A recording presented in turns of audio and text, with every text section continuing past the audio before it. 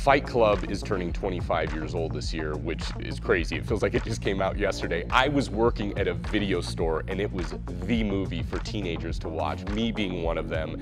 It had a lot of memorable scenes which immediately entered the lexicon, quotes, "Do not talk about Fight Club," attitude, and of course, that physique.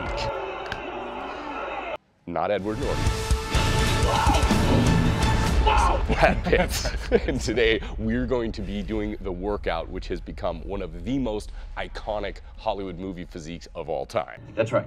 We're gonna get started with 3 sets of pull-ups till failure. Pull-ups are an excellent exercise, of course, for health reasons, but today we're a lot more about the visuals because that's really what it boils down to when trying to create a physique such as Brad Pitt's in Fight Club. It was those few seconds he was on screen, and those few seconds were arguably the most memorable part of the entire movie for some people.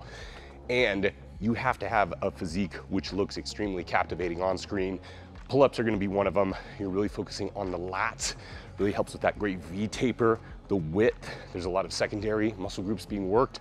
Biceps, of course, being one of them. Another muscle group which looks extremely great on the screen. So I was a personal trainer for around 15 years, and whenever taking on a new client, there's always one question you usually ask them is like, what's your dream physique?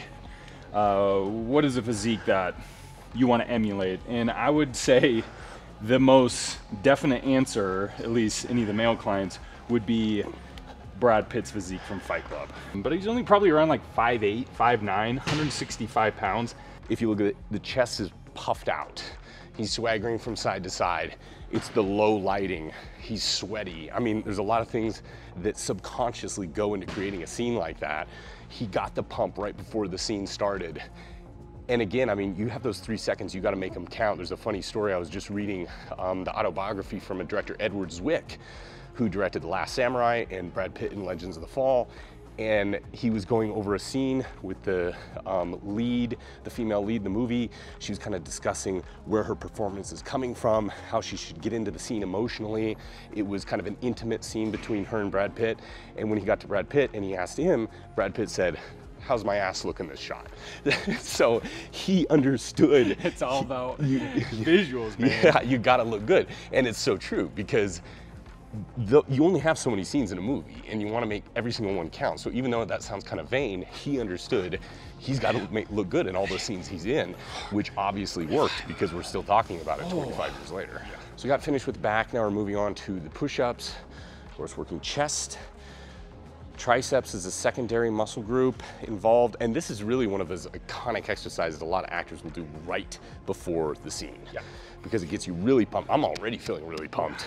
So if you're going to do the push-ups, do them as part of this routine, but if you're ever going to be in a scene as well, do it right before the cameras start rolling, man.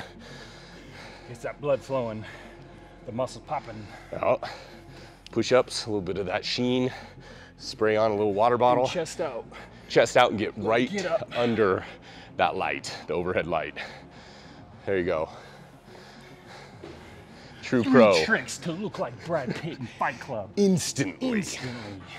The little arrow pointing to his like nipple or something. With the red circle around it. Yeah. What does that mean? Arnold Press, 3 sets, 12 reps, 55 pounds. That was hard. That was really hard. And we're still focusing on that movie star superhero physique. So we did the lats, the biceps, the chest, we're onto the shoulders. That really helps to create the visual of someone who is big. And that's extremely important if your goal is to look good in a picture, on video. These are the exercises that will definitely help to make that happen.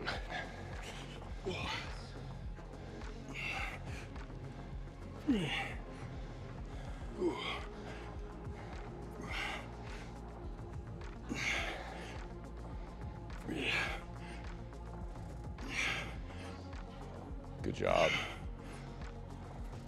You got it.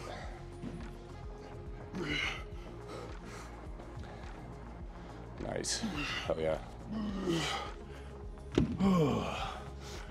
Oh yeah.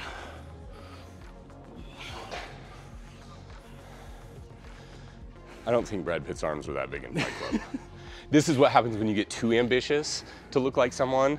You go like way over the mark And then everyone's like, you guys should have stopped like 10 years ago. We're like, I don't know, we just really liked working out. We're on to the final 2 exercises. It's gonna be a superset, tricep push downs, supersetted with hammer curls.